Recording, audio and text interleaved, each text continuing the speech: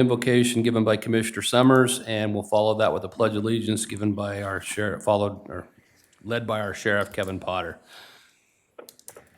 Frederick, Heavenly Father, as we come before thee today on this beautiful spring day, we appreciate thy hand in all the things that we do.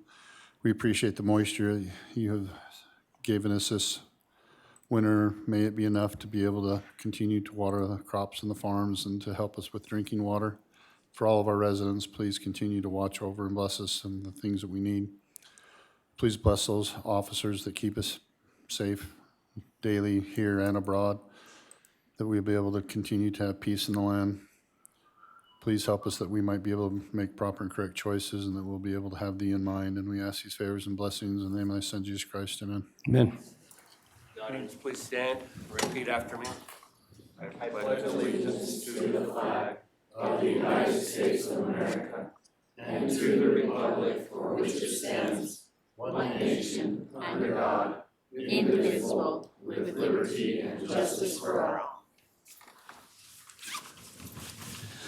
All right, before we go to the minutes, I'll just put out the fact that Commissioner Bingham had been in meetings in Salt Lake and is attending online currently. So he is online listening in, and he'll be participating electronically today. So with that, we'll go to approval of our minutes for March 6th. I make a motion we approve the minutes from March 6th. Okay, we have I'll second it. we have a motion from Commissioner Summers, a second from Commissioner Bingham. Any discussion? All in favor? Aye. Aye. Aye. Okay, motion passes. All right, let's go on to administrative review reports and future agenda items. I know we have a couple things on administrative review we need to take care of, that we got some letters this last week. So Commissioner Summers. I was just going to thank Representative Gwen and Representative Peterson and Senator Sandel for all the things that they did for their constituents this last session. It was not a lot of fun. I mean, honestly, I don't know how they do it for 45 days and pass and look at, over 1,100 bills. So we appreciate their dedication and their family's sacrifice when it comes to those things. Hopefully, these things will be good things, and that we might be able to continue. And if we don't seem to think that they're good things, that we can go through the process and take care of it in that way. So, and then I have one more special request. Our road supervisor, Darren McFarland, will you come up here and talk about what you need to talk about, please? State your name. One of our great employees. Shocked me. Darren McFarland, Roads Department. So we had two retirees last Thursday, was their last work day. And we had a little party for one. It was our office manager, Cindy Thompson. She'd worked 10 years for us and was amazing. So we thanked her. And on that same day, nobody else knew about our other retiree but myself, Jenica, and his wife. And it was Clark Weedman. And he would not allow us to do anything for him. But he served 44 years this county. Can't imagine the thousands and tens of thousands of miles of road he was part of repairing, fixing, maintaining. So I just wanted to thank him in a public setting. He would be very mad at me right now if he knew I was doing it, but I don't care. I should have videoed you and sent it to him. Yeah, Is what I should have done. yeah, so. He wouldn't even go with an invite to see the commissioners. He was like, I'm not doing any of that because I know how you guys play, so. Yeah, he won't. He's very private. And I was trying to do the math this morning because 44 years and he's not that much older than me. He must have started when he was 18. 19, he said, yeah, Yeah. lifelong career. We thank them both for their service and everybody that has the opportunity to retire. I hope they all just go on with their lives, and I hope they don't forget about us, but Yeah, hope they forget about us. yeah. I told him there's a grader with a key in it when he gets ready to come back seasonal. Thank you. Thank you. Thank you. Anything else? Nope. Okay. Anything on the former agenda items? Not that I know Okay. Anything on emergency management issues, Sheriff? Okay. And I know that they're holding the emergency management meeting down at the sheriff's office currently. That's why our emergency manager's not here, so. Anything on ARPA or LATCF we need to deal with? Surely nothing? Okay. All right, well, we're gonna go on to our agenda here. We'll start on public interest presentation concerns. We'll start with Sterling Marks proclaiming April as Child Abuse Prevention Month. Sterling, you wanna come up and?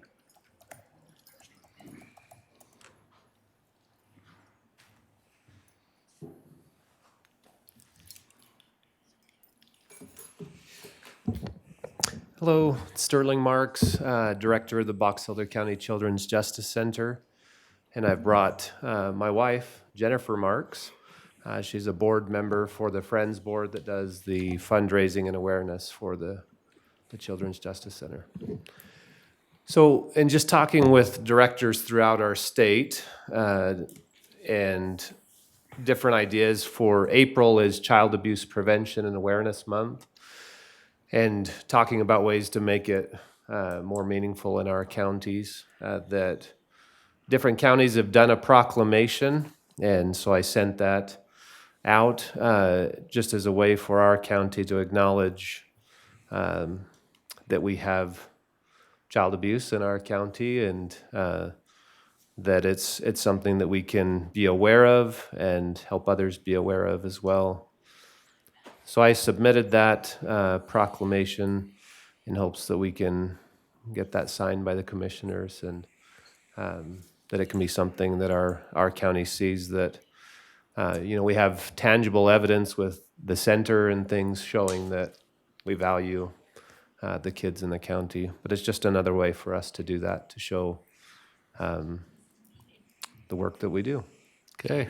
We can't appreciate the things you do. It's amazing that we have this kind of facility in our small county.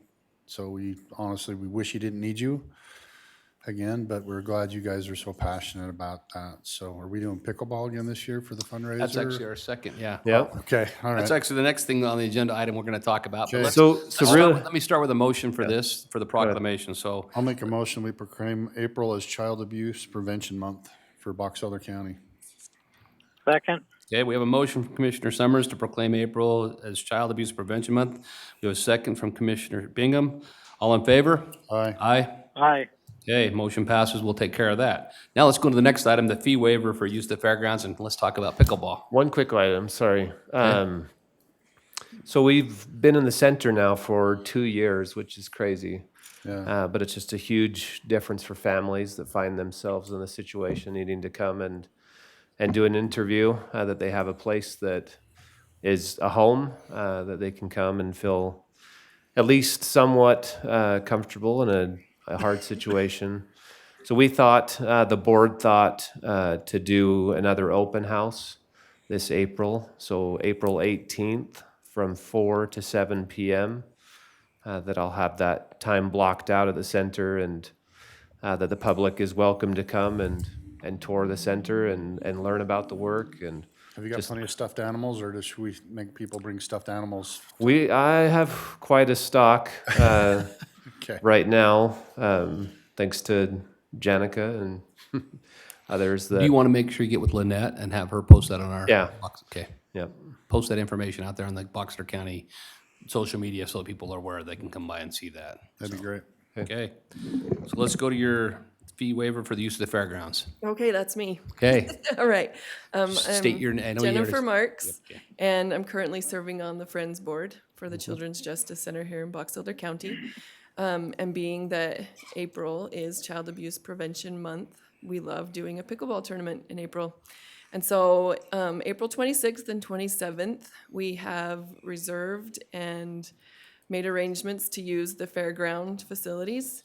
And we love that Sheriff Potter comes every time and opens it up for us and explains a little bit about the relationship between the Sheriff's Department and the Children's Justice Center and all the good that it does in our county. And because we are a nonprofit, all of the proceeds that we get from this tournament go directly to support the work of the Children's Justice Center. And so we would ask that the fees associated with using the fairgrounds could be waived so that we could donate more money back to the center to provide those services. Okay. Bring it back to the commission for any action on this fee waiver.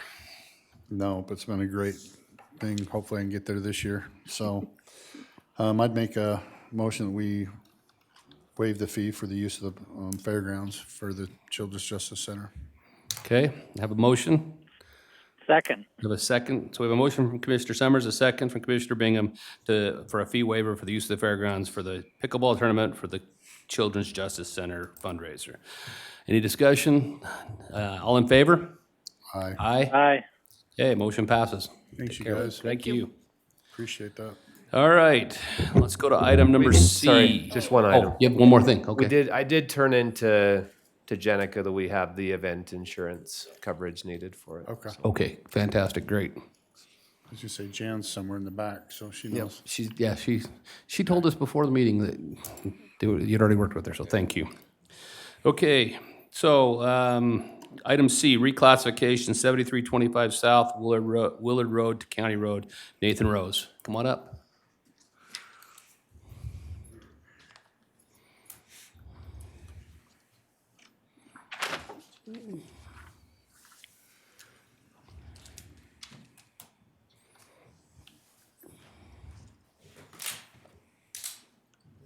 Nathan Rose, representing the residents of 7325 South Willard.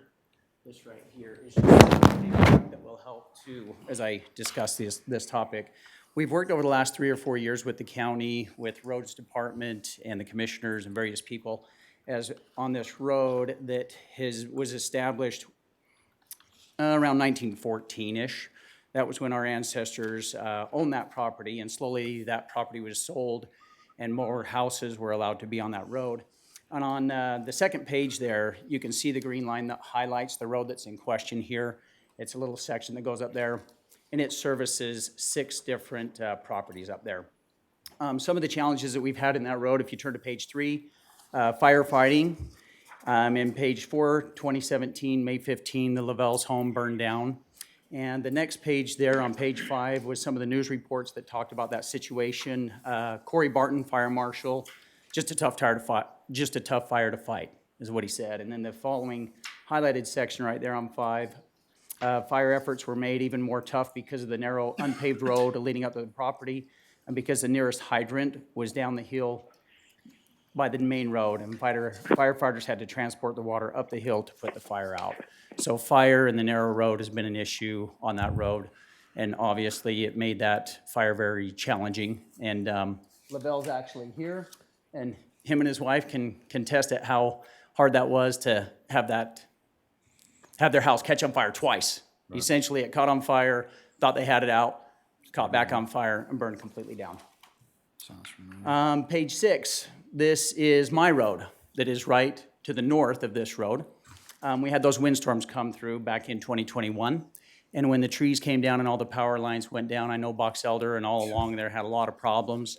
In our neighborhood, we could not get out of our neighborhood because of the power lines that were out. We had no power. We, as neighbors, we figured out a way to make us a little road up through the mountains, go north past Willard Bay Gardens, and then drop down onto the highway. And so for a week, we were stuck in that neighborhood.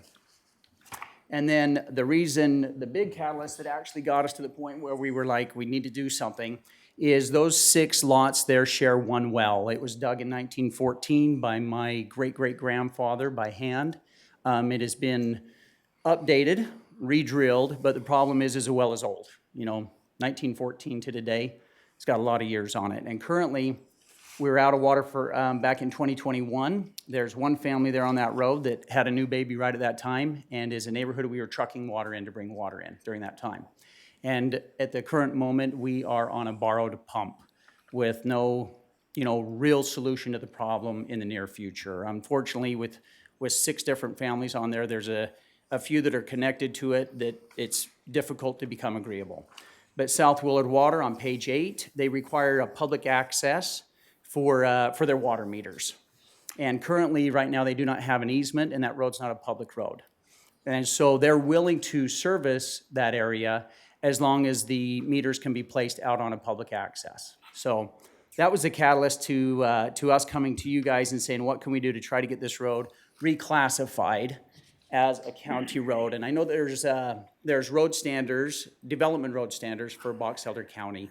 And we met with a variance officer, I think it's about 3 months ago, and he made a point saying this is not a new development, it is a reclassification of the road. And so it was interesting to go, okay, well, how do we, we want to try to comply with the current road standards, but we're asking for a little bit of leeway on this. Let's see, the page numbers kind of disappeared, so I apologize.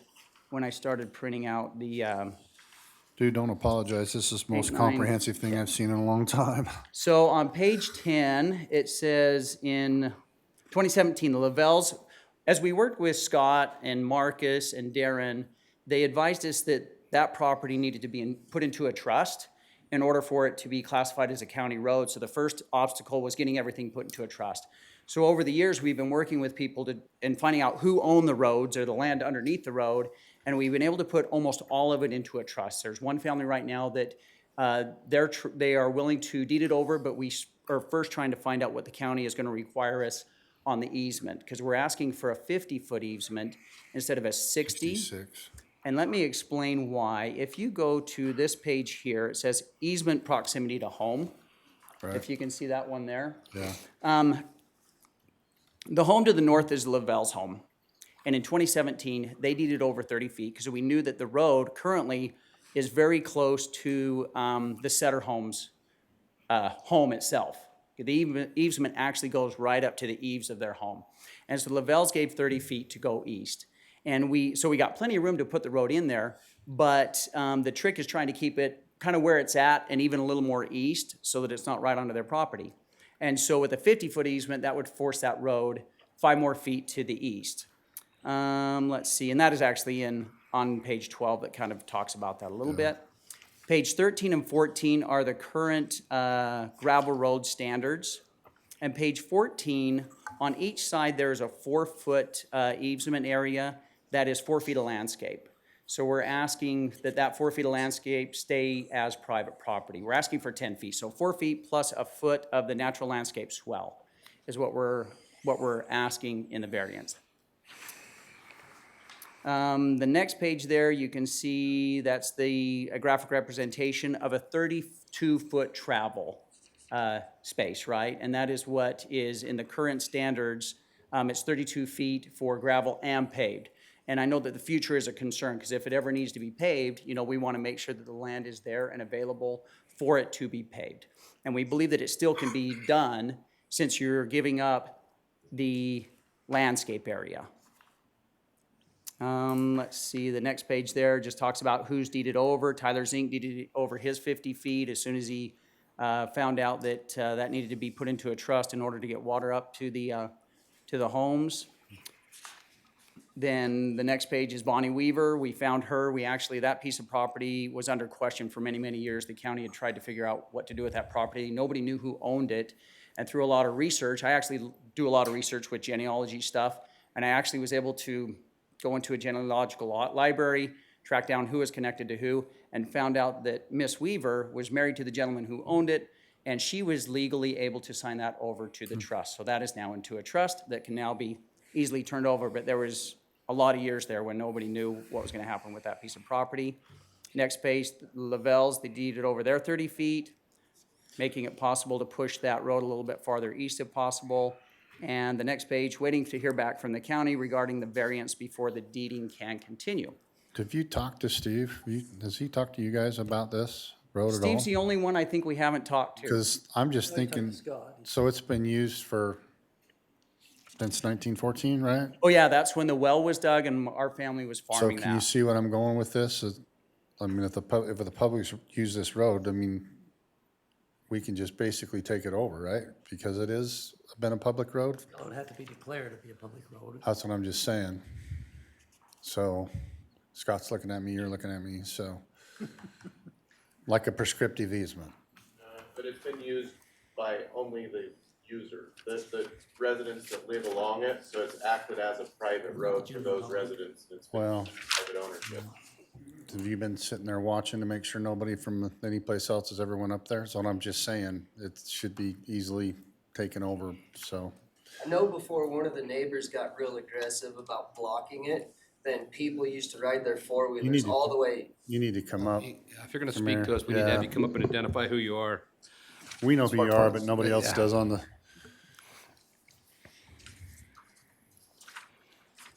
All right, I'm Ben Lavelle. I live in the first house as you make the corner, around 7320.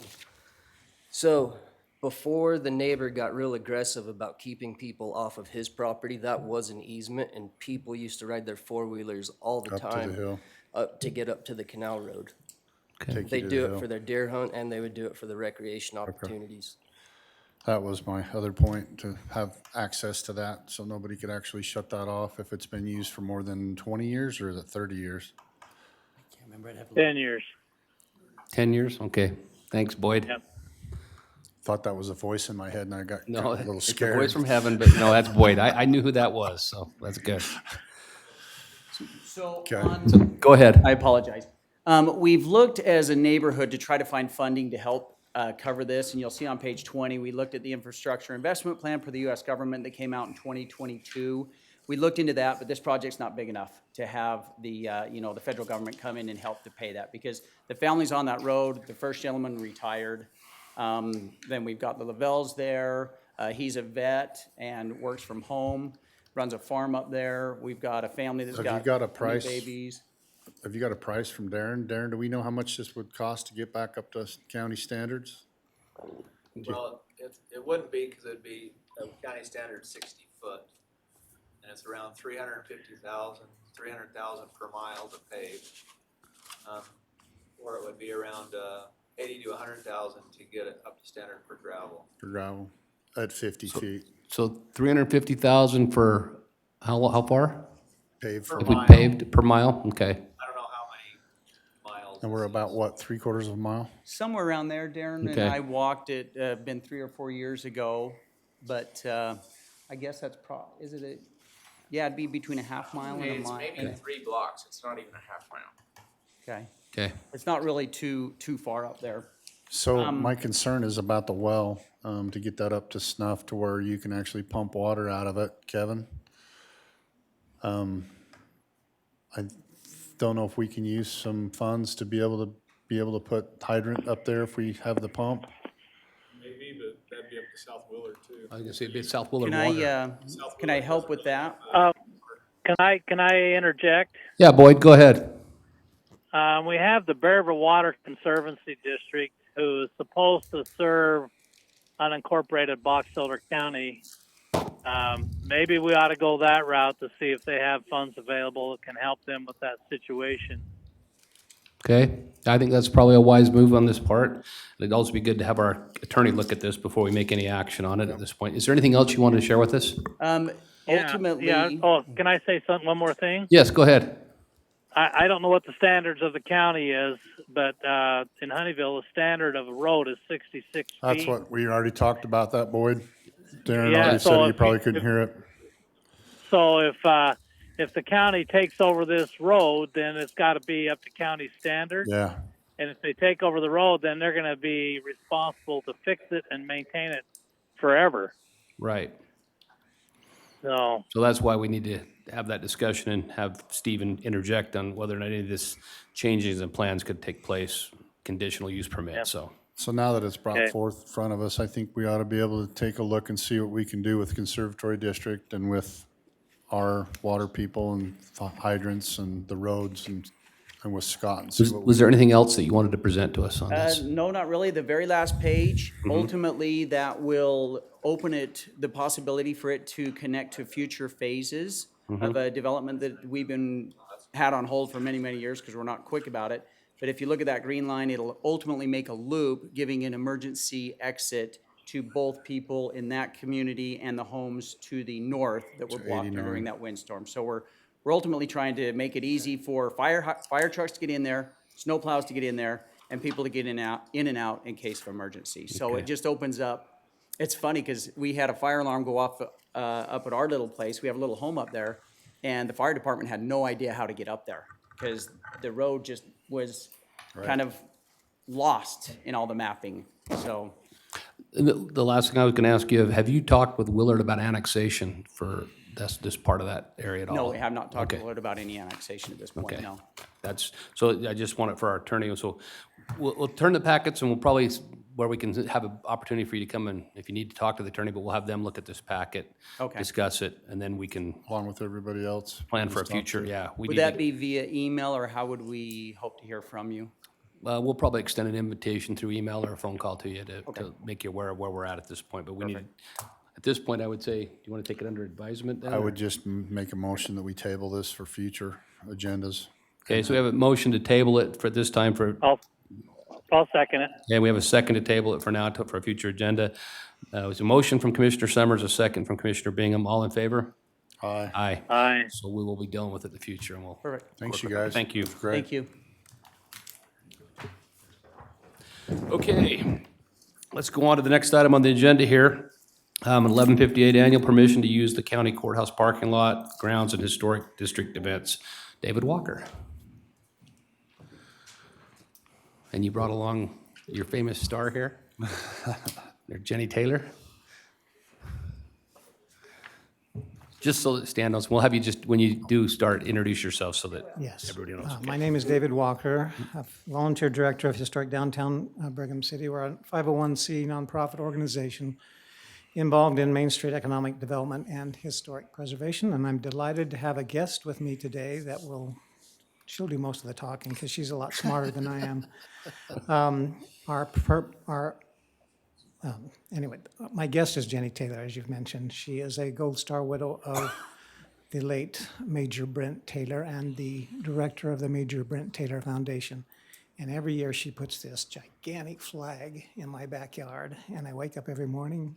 Yep, It's awesome. we like to see the major fly. Just real quick, my portion of this is real quick, because I think Jenny has some things that she'd like to share that are related to this that I think are important.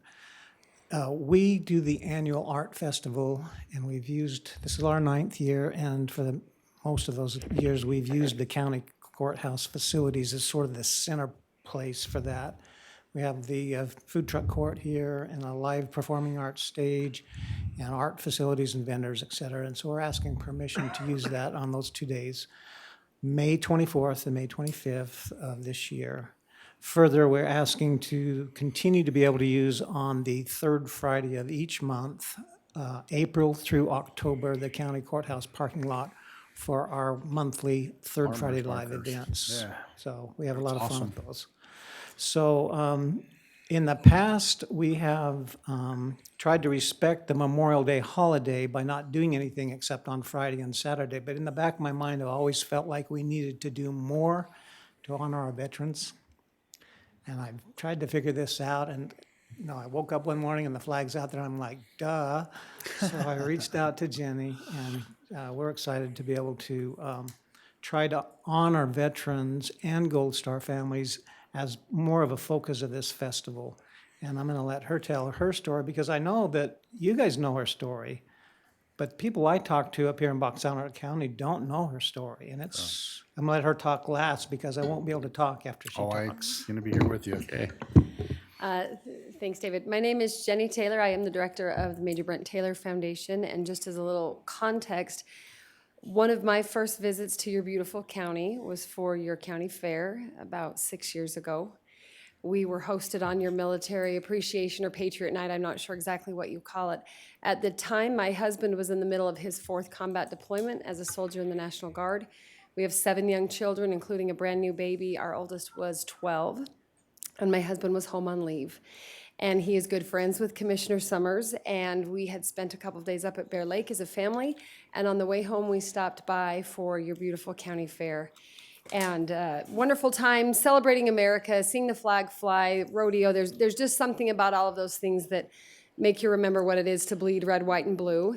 And then we went home and sent my husband back to Afghanistan, and I went back to trying to raise those children and hold on tight until the end of that deployment. That was August of 2018.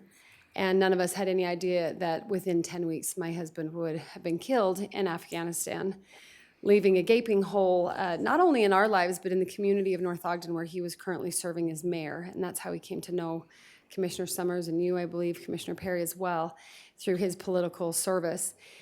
Without much forethought or planning, as time unfolded in the wake of his death, many of our family members and community friends formed a foundation. And it started with his birthday that would have been just a couple of months after his death. He would have turned 40. We hosted a party because what else do you do than try to remember and honor? We set out to raise a few dollars for a scholarship, and that's when the Major Brent Taylor Foundation was born. Every Veterans Day, we do fly a massive flag in Coldwater Canyon. It measures 78 by 150 feet. It's one of the largest free-flying flags in the world. If anybody watched the Super Bowl not long ago, it's the exact same size, made by the same manufacturer as you saw presented on the field. We take it to football games, we take it to rodeos, we take it anywhere we can to remind people in this country, regardless of their ancestry, ethnicity, nationality, we're here, we have amazing, wonderful opportunities and blessings, and what are we doing with those?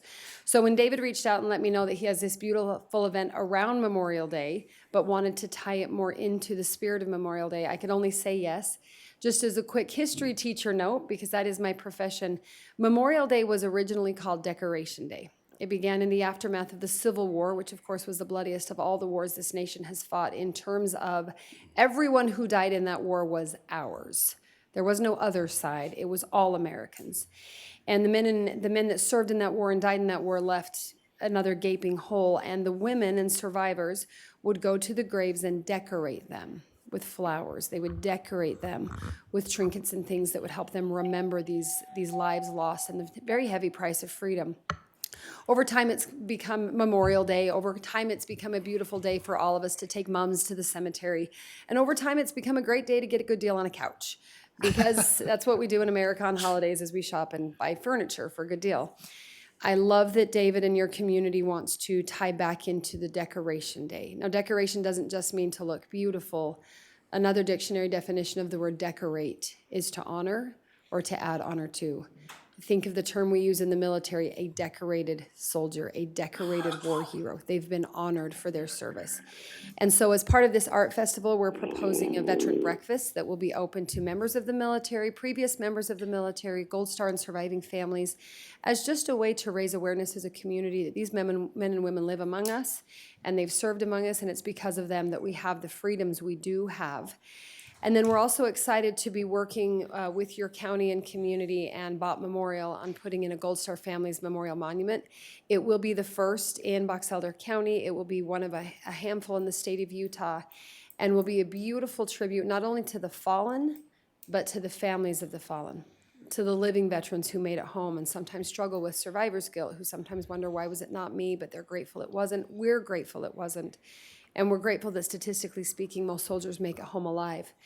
We want to honor those who don't make it back. We want to remember their families. And there's no better way than to do it than on Memorial Day. And no better way than, I think, through the medium of the arts. Because the arts speak where words sometimes fail. The arts can speak straight to our souls, the feelings, the passions, the principles that make America so great. So it's a beautiful partnership between your community, David's art exhibit and festival that has taken place for years, and then now bringing in the Major Brent Taylor Foundation. So I think our ask is the permission to use the space, and then maybe even just some support for how do we make this a beautiful addition to an event that's well-loved and received in your community, adding in a little bit more of that Memorial Day feeling, that Memorial Day purpose, and then bringing people together in a way to make that monument happen right here at the courthouse. It's funny, when me and Jenny started talking, and then she asked about who in the community would help us, raise some more funds. The county put in $25,000, I think, towards this last year, and my first word was David Walker. So, sorry I threw you under the bus as soon as that I happened, just got an email from him. I think that'll work out. I was, stars aligned on that one, because I had no idea. Well, coincidence is God's way of staying anonymous, so that's what we do. Okay, couple questions, just make sure. Live concerts would be here in the parking lot like they did last year, except for we don't want the wind, Yeah, we'll right? place the stage against the Dorias Law Office facing the county courthouse. Most of the traffic will be remaining on the Asphalt, like it did asphalt. last year. One slight change this year, because our artwork gets washed away so fast, we're moving the chalk art to a drier location, and we're gonna have more vendor booths along the sidewalks. But again, the sidewalk traffic will be the traffic that will be around, just the vendors' tents will be on the grass. And then food court there behind, this back part of the parking lot. And will they have their own power, or will we need to provide them power? No, they're all independent. so- Independent. Okay, so- that's just, and- I'm and just trying to no answer questions from my building and grounds folks, so that, Yeah, no stakes, we're aware there's sprinklers there, and so we'll have, yep. Hey, Jan, and rumor has it the Major's going to be flying this year at the rodeo on Patriot Night. So I think we just let the cat out of the bag. Me and Jenny were talking about that this morning. I think Brent Rose and his crews have already reached out to Jenny about having that flag fly Saturday night on the fair this year, so how cool is that gonna be? Yep. That'd be great. So, Okay, I'd make with that, I'd make a motion that we waive and let them use the parking lot to see fit, like David has said, so. so we have a motion from Commissioner Summers to I'll allow. second it. And a second from Commissioner Bingham to allow the permission for the county courthouse parking lot and grounds on May 24th, 25th, and then on the third Friday of the month from April through October for the Friday Night Live here in Brigham City. Have a motion second. Any discussion? All in favor? Aye. Aye. Okay, motion passes. Thank you. And please let us know what we can do on your side for the memorial or Yep. how that all works out. I'm still not really familiar with what it is your plans are, but it's a great idea. If you got Jenny's emails, she'll fill your inbox with what the, Thank you so much. Thank you both Thanks for for coming in coming up. today. Thank you. thank you. All right, we're gonna go on to number 8A, our auditor's office. Charlene, you wanna come up?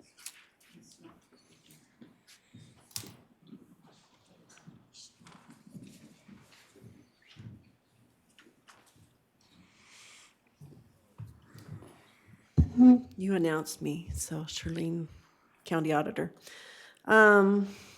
We have a circuit breaker abatement for Deborah Lee. It's for a mobile home, so those are done as personal property, so the timing's a little different time of the year that these come in.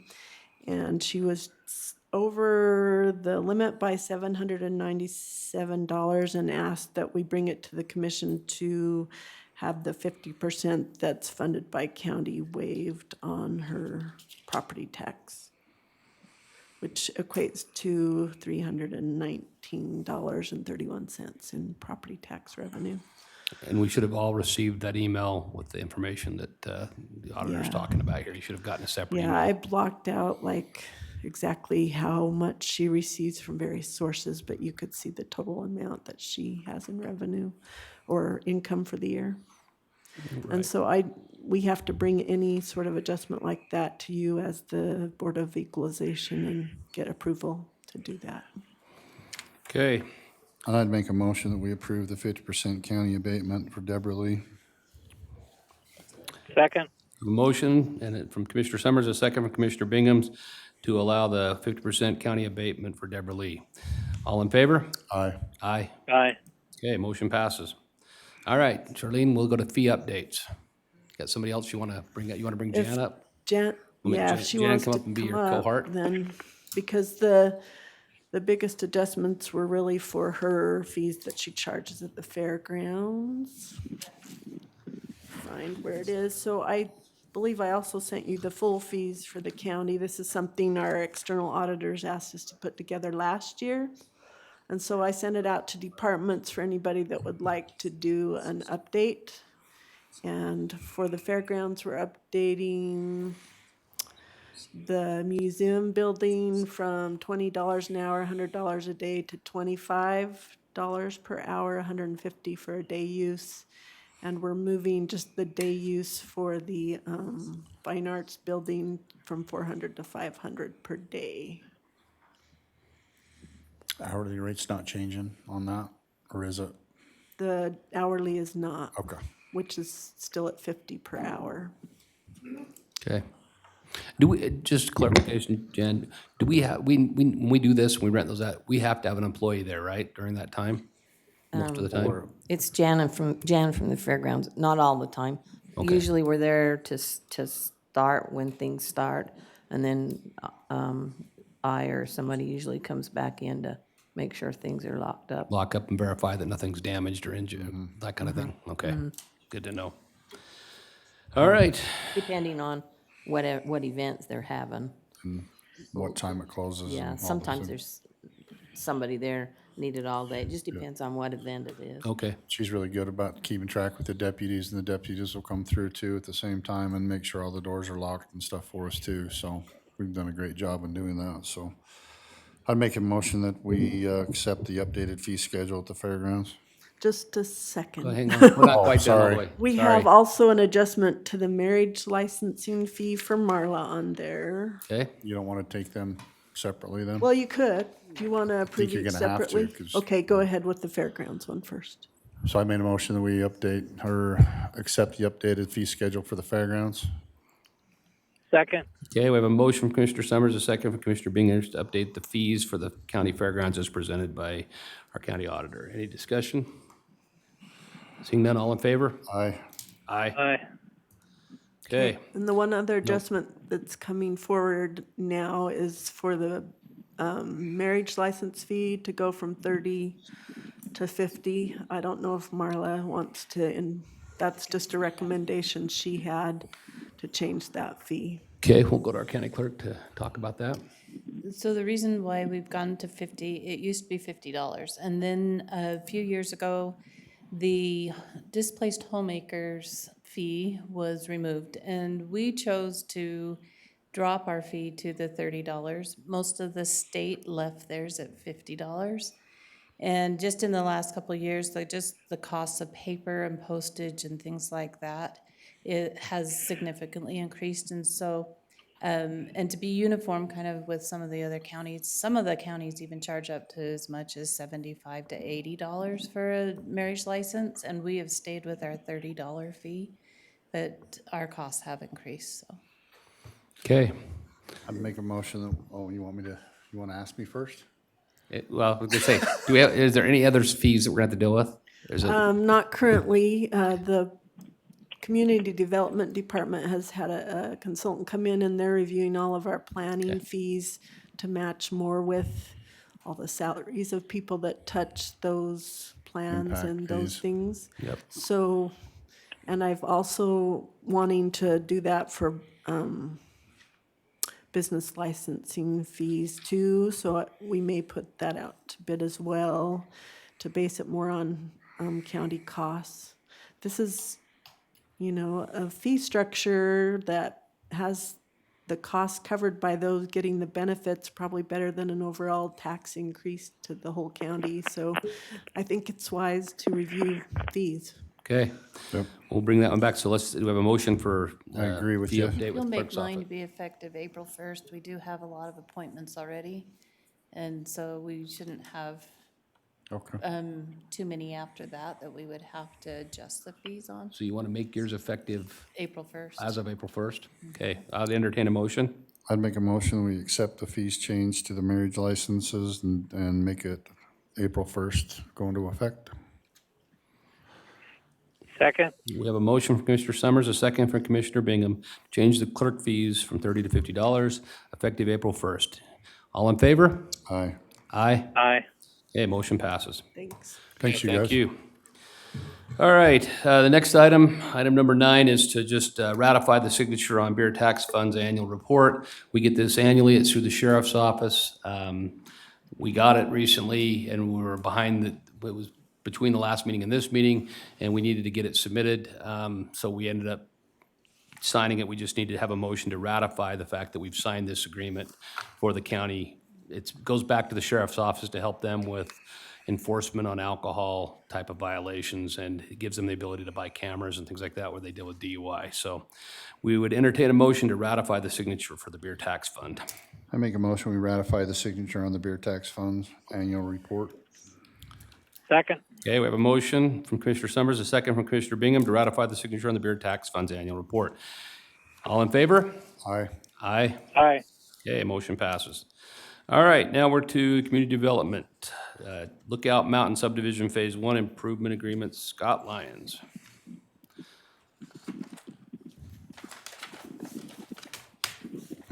All right, Scott Lyons, Community Development Department. We have the Lookout Mountain Subdivision Phase 1 Improvement Agreement. The plat for this subdivision, you can see that in Exhibit A. It shows the plat there, and then Exhibit B shows all of the improvement drawings, as far as the roads and other infrastructure that would go in as part of this subdivision. The plat and improvement drawings have been approved by the Development and Review Committee. So this is our first subdivision that falls under the new legislation where subdivision plats are no longer approved by the county commission, they're approved by a development review committee. So that has been done. The improvement agreement, which outlines the improvements that will take place, as well as the financial security for those improvements, is still approved by the county commission, as they are the elected officials that would be accepting that new infrastructure, new public infrastructure. So this agreement outlines how those improvements would be put in place, the timeline for them to go into place, as well as the financial security to back those improvements to be completed within that timeline, and a 1-year warranty period to ensure that those improvements hold up prior to officially accepting them as public infrastructure. The agreement's been reviewed and approved by planning staff as well as by the county attorney, and that's it. If you have any Okay. questions. Any questions or discussion about Lookout Mountain Subdivision Phase 1 Improvement Agreement? The only question I have, do you see this more of a change in the mainstream and being faster, or do you see it as just another way to take this from the local legislative? We had a pretty one of my goals over the last 10 years has You been can to see where streamline you can things as see where much I'm as going with this, possible. yeah. I mean, obviously we know legislation, it's somebody somewhere was frustrated and wasn't seeing progress, so they took it to the state. And so I think, yeah, in some cities or counties, it's going to accelerate things. Here, we had a pretty streamlined system already. This may accelerate it by a week in some unique scenarios, just because of our meeting schedules, county commission being every other week or planning commission being once a month, but I don't see a huge difference in our county. I just wanted to get that on record. Okay. So I'd make a motion that we approve the Lookout Mountain Subdivision Phase 1 Improvement Agreement. Second. Okay, we have a motion from Commissioner Summers, a second from Commissioner Bingham to approve the Lookout Mountain Subdivision Phase 1 Improvement Agreement. All in favor? Aye. Aye. Aye. Okay, motion passes. Thank you. All right, we're gonna go into our fire department. Hill Air Force Base MOU, Kevin Lloyd. We'll make our commission.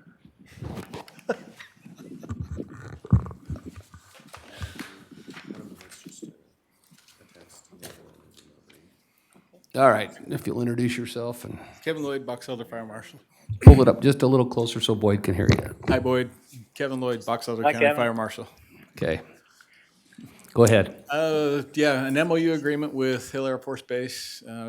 Annie got a hold of me yesterday, had a few questions. They fixed a few of them, but there was a couple other questions I had that I emailed Annie and haven't heard back today. We haven't had a chance to get all the way through it yet. It looks much better than it did the other day. A couple questions that have come up. They want the agreement to be between them and Box Elder County EMS. Is there, or EM? EM, Emergency Management. I'm not sure there is such an entity. Other If it than- is, other than it's not the right one we're talking about here. Right. I was gonna have to see if we needed to change that one to fire. So probably, what's the name? Is it just Box Elder County Fire Department? It'll just be Box Elder County Fire. So that would need to be changed. There was a few little tweaks that you and I can discuss after, but I think we're comfortable saying we can approve it subject to our making those changes. With those changes, okay. Okay. Any other discussion? Okay, I'd entertain a motion. I'd make a motion that we approve the Hill Air Force Base MOU 24-13 with the approved changes from the county attorney. Second. I have a motion from Commissioner Summers, a second from Commissioner Bingham to approve the Hill Air Force Base MOU 2413 with the possible changes from our county attorney's office. All in favor? Aye. Aye. Aye. Okay, motion passes. All right, Kevin, you want to talk about allow the county to utilize federal excess personal property equipment? The FEPP? What does FEPP stand for? Fire Federal equipment, Access personal? Emergency personal Okay. property. So it's. Gotta love the federal government. It's extra equipment they have. We've brought it in with the agreement. We had to maintain it, give it inspections, oil change, stuff like that. We've made a lot of them tactical tenders. A lot of 5 tons. We have a couple semis with water, 5,000 gallon water tanks Tankers. on them. Yep. Yeah, it's just re-upping, renewing the contract. Okay, any discussion to this? If not, I'd entertain a motion to accept the FEPP contract 2412. I make a motion, we accept the FEPP contract 24-12. Second. Okay, we have a motion from Commissioner Summers, a second from Commissioner Bingham to accept the FEPP contract 2412 to allow the county to utilize federal excess personal property equipment. All in favor? Aye. Aye. Aye. Okay, motion passes. Okay, thank you, Kevin. Thank you.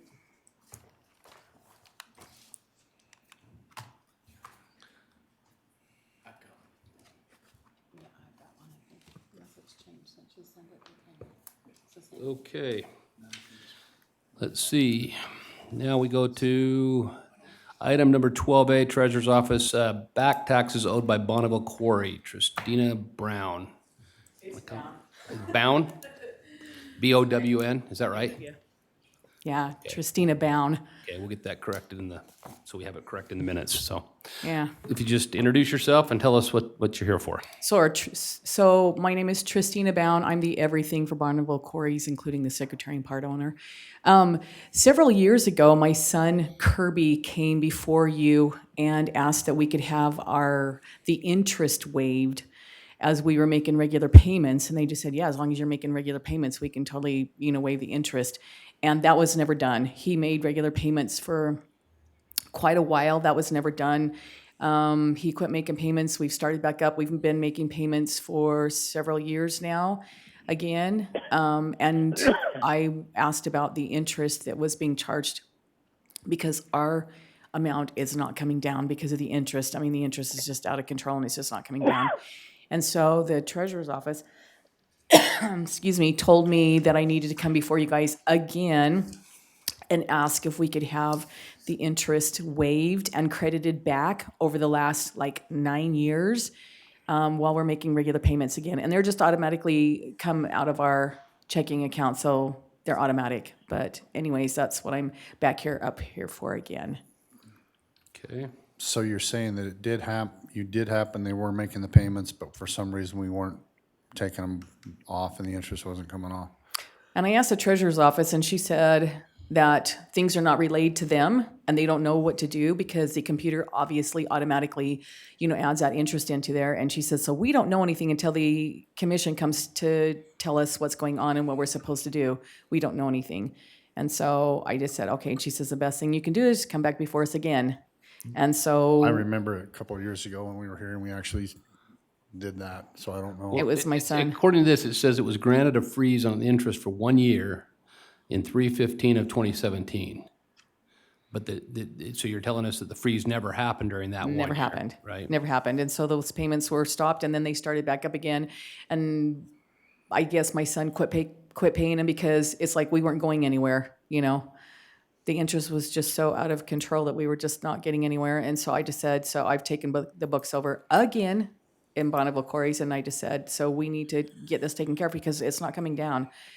And yeah, so we need to be credited back, clear back from 2015, and continue to be credited back the interest amount that we agreed to if we agreed to make regular payments, which again, we have done in the last quite a few years.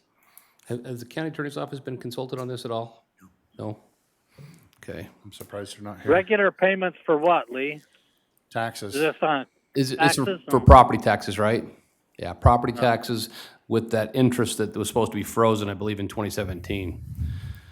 As long as they kept making regular payments. Right. Was it 17 or was it 15? According to our article, according to what we were getting, it was on 3/15 of 2017 was when they granted that freeze. Okay, that's right. So it was 2015. when they- 2017. Oh, 17, It was okay, the when they granted 15th it. day of March of 2017, so about 7 years ago, it looks like that Okay. they would have granted this, and that's what we need to find out. So do we want to take an action on it or table it till next one and find out? Let's get Well, I'd some- like to know, like you said. We if- can get some more if the- information from yeah, the if the treasurer's payments- office. If the payments were And then have it run by the completed. county attorney's office to find out what we need to do for you. And then we'll have to have an amount, let's see, exact make sure amount of we've what we got- can redo. I think we have your correct email address and on this form, so, yeah, we'll probably take a motion to table at this point and then invite you to come back, or we can reach back to you to tell you we're gonna make a decision on it if that's, so I would entertain a motion. Yeah, So are we gonna table it just to figure out the full amount that we can credit it back, or what? Well, yes, we want to consult with our county attorney's office, our treasurer's office to see what occurred. If it didn't get frozen, what obligation we need to work with you on. And then we would bring you back to make the final decision, probably on our next commission meeting. We should be able to solve it by then. Okay. okay. Anyway, so. I'm gonna I'd make a motion, we table this till we get more information on the amounts and the things that's happened in the last, since 2017. Second. Have a motion to table from Commissioner Summers, second from Commissioner Bingham. All in favor? Aye. Aye. Aye. And then I'll be notified and you have my correct email address. Tristina, yep, it actually Bound, spelled right here. B-O-W-N? Yeah, your email address is spelled correct on here. It was just on the Everybody agenda. adds an R. We're used to it. We're it's on thinking of there. maybe changing our name to Brown. No, And that's easy. it's at gmail.com, correct? Yep. Yeah, we got correct email. And then last is 7890 for your phone number, right? With an 801 area code? 801-870, yeah. Yep, got it. Okay, Okay. yep, we'll be reaching back out. I will have them follow up with our treasurer's office and our county attorney's office. Perfect. Find out what happened. They're very well aware of me, so they'll clue you in. Okay, thank you. All right, thank you. Have a good day. All right, so let's go on to the next item here. Early HSA payment agreements, Jenica. Okay, Jenica Stander, HR Director. It looks like we're having kind of a tough medical year. This is the third time I've been here to ask for this year. So we have one more employee who has reached out needing an early HSA county contribution payment made as soon as possible. Okay. Do I entertain a motion on the, I'd make a motion, we okay the early HSA payment agreement. Second. we have a motion to approve the early HSA payment agreement. We have from Commissioner Summers, a second from Commissioner Bingham. All in favor? Aye. Aye. Aye. Okay, motion passes. And next item will be an update to the following sections of the Employee Handbook 5.2, or 5-2, Discipline Procedures, Section 3, Job Classification and Wage Scales, and Section 7, Employee Benefits. Jenica. So I'll go in that order. Section 5, I've been working with Annie on this one. We need to add a level of discipline. There's a slight change in 5.2A1 that is just a procedural thing, and then in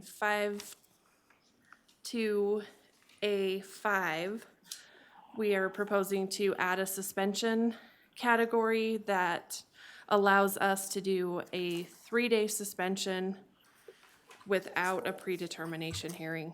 And then anything beyond 24 hours, it goes to the predetermination hearing as in section B of the policy. Do So you want to take those are the changes there. do you want us to take this one at a time or all together? It would be helpful if you could do it one at a time. Okay, I'd make a motion for the 1227 updates, the fall, well, what is it? No, you're doing Sorry. 5-2, Discipline Procedures. Discipline Procedures, Section 3, right? Nope, it's just it's Handbook 5-2, Discipline 5-2, Procedures. sorry, there you go. Make a motion that we accept that. Okay, so we have a motion to accept 5-2 Discipline Procedures changes. Do I have a second? Second. Have a second. Second. I have a motion from Commissioner Summers, a second from Commissioner Bingham to accept 5-2 Discipline Procedures. All in favor? Aye. Aye. Aye. Okay. We have a motion for Section 3, Job Classifications. Dave, you talked about, Yes, Okay.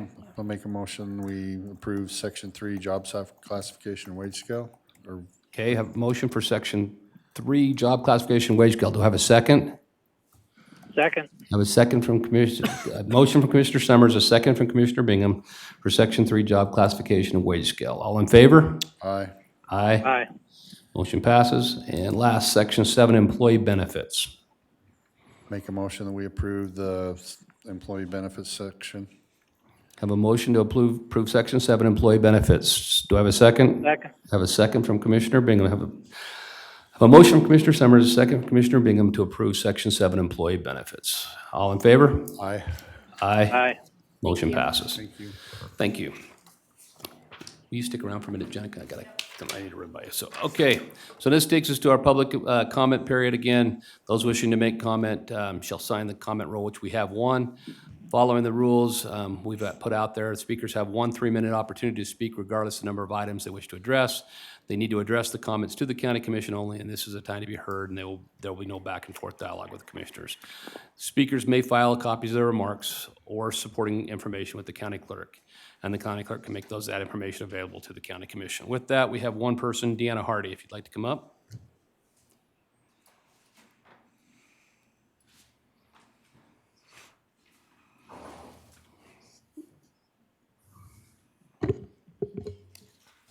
Okay, Deanna Hardy, Brigham. The minutes again from February 21st failed to correct the minutes of January 3rd. The minutes should read that the electronic pads used at the polling locations, the signatures on these electronic pads are distorted and can be easily manipulated or erased. Again, the Box Elder Committee of Liberty requests that a sign-in book be required for all polling locations for auditing purposes. Issue number 2, thank you for restoring the street where my relative lives to the east of where I live back into our precinct. It was illogical as to why their street was removed into another precinct.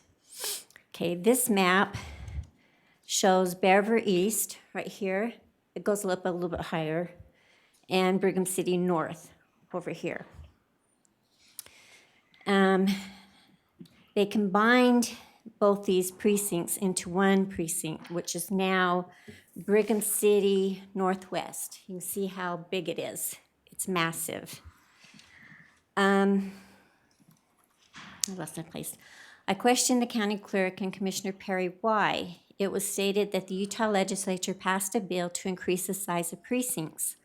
County Clerk Marla Young stated that this would mean less opportunity for citizens. Is this what our Utah legislature wants? Less opportunity for the citizens to be involved? The Box Elder Committee of Liberty petitions our representatives to fight against the bill that is allowing for precincts to be combined, resulting in less opportunity for citizens. Next issue. The Box Elder Committee of Liberty again opposes the Rural Economic Board. This board is unconstitutional because the board members are appointed, not elected. And this board is contrary to our republic form of government. It is using tax dollars to create a government-controlled rural economic board which picks winners and losers in business. It creates an unfair system which this body of government is to provide equal protection under the law of our Utah Constitution. Government should not be involved in business. Please uphold your oath of office and use the nullification process to defund and eliminate this unconstitutional board. Please stop the collusion of public-private partnership, which is fascism. Fascism is contrary to our republic. So again, I ask you, why do you keep funding these fascistic boards? And we also need to get rid of the socialism that's happening in our county also. Thank you. Thank you. Okay, that's all the public comment we have for today. We taken care of the warrant register. There's no personnel actions at this time, all right? We've taken care of everything there. Is there anything for closed session, Steve? Nothing? Okay, I'd entertain one final motion. Motion to adjourn. Motion to adjourn, non-debatable. Second. Have a second, all in favor? Aye. We are adjourned. Thank you. Thanks, Boyd, we'll see you later. All right, Thanks, thanks. Lloyd. Bye. Was that the gavel? I don't think I've ever heard that. Just like that, yeah, shut my. In 12 years? shut my Oh, no, iPad. wait a That minute. is- Jeff Scott shutting did of that the one iPad time is when the he gavel. broke it. That's right. He broke the gavel, remember? Bragg would like Splintered it. the current chair of Bragg.